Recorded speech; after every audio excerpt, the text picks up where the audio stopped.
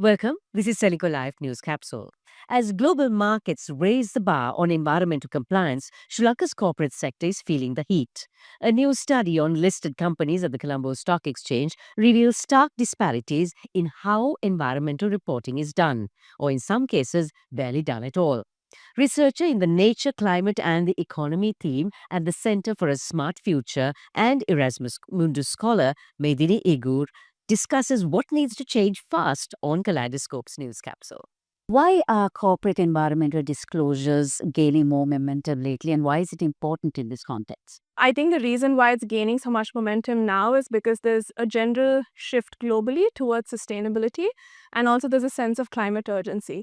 So there's a deeper understanding of the fact that companies not only impact the environment, but there's also a lot of environmental risks that actually threaten the long-term sustainability of companies itself. So stakeholders, from investors to regulators to consumers, are demanding a lot more information now from the companies, and also demanding a lot of accountability of the companies itself. So in the last couple of years, because of this general shift, there's also been a lot of development internationally with regards to a lot of frameworks and guidelines that are coming out, but also there's a lot of mandatory regulations that are coming out. So in a lot of countries and regions, there's a shift from voluntary to mandatory reporting itself. So now this automatically impacts Sri Lanka because Sri Lanka is embedded in the global supply chain. From Jan 2025, because of all of these global developments, mandatory regulations have actually come into place even in Sri Lanka for the top public listed companies. And I think it is a bit difficult to move away from the global trends now, but also there is this urgency and understanding that there's a lot of risks involved of environmental risks for the companies, which challenges its long-term sustainability. What stops companies from being transparent about their environmental impact? So in Sri Lanka, there's like the common practice for a long time was sustainability was basically equated to a lot of ad hoc activities. So whether it's things like beach cleanup, tree planting, those were very common, and that would then get reported in the environmental reports of the companies itself. But now with the change in how the frameworks work and how the international frameworks and guidelines work, it's very important for companies to start measuring, collecting data, and reporting on a lot of material impacts and risks that is specific to the company's operations and practices. Most companies are compliance driven, so they treat reporting as a tick boxing exercise rather than looking at it as what strategic benefits it can bring to the company itself. Given your research findings, what have you found about environmental reporting among corporates in Sri Lanka? Most companies do report to some extent, but they report on very basic metrics like energy, water, waste management. But there are very few companies that are actually that have actually adopted international frameworks specifically that are focused on environmental reporting. So examples of these frameworks are TCFD, TNFD, SBTI, a lot of acronyms, but these are basically some of the more rigorous environmental frameworks. So there are very few companies that have adopted these frameworks.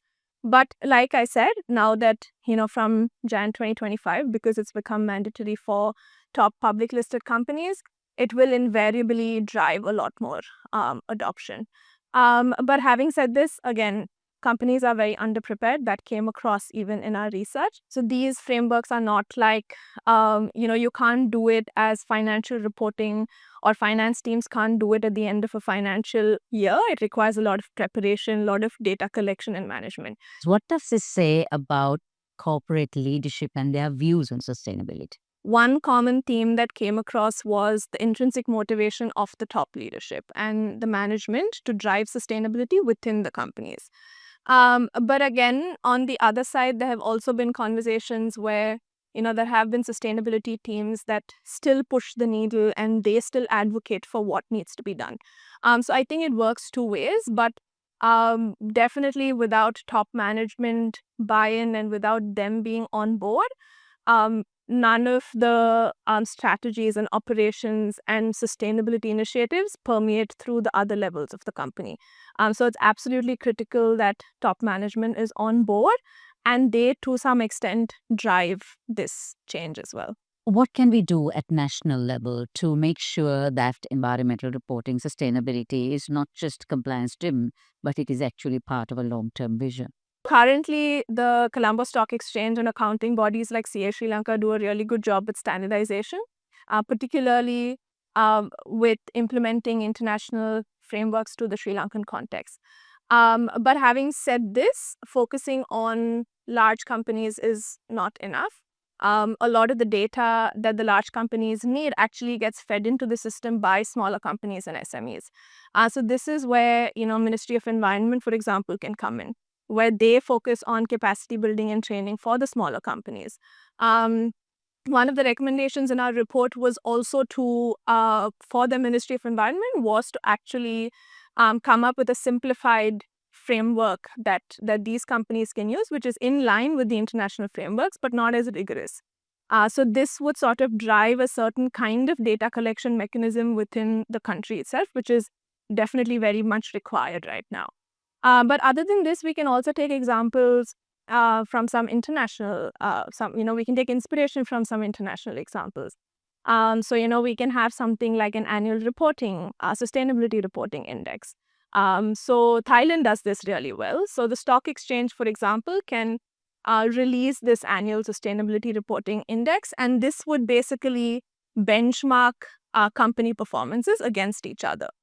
So this will not just drive competition, because now companies see where they fare between other, counterparts, but it also drives a certain transparency where everyone has accessible information, and that would then drive a lot more reporting. Kaleidoscope is on YouTube, Facebook, Instagram, and LinkedIn. Remember to subscribe, follow, and like us for more. එක දවසේ අරමුණු හඹා යන ඔබ අප ගැන සිතා හසරැලි මවා යා යුතුව ඇත අවදානම් මාවත් සැල නොනවතිනු මැන දිවි ඇති තුරා අප රැක දෙනා සබැඳුමක් නැත.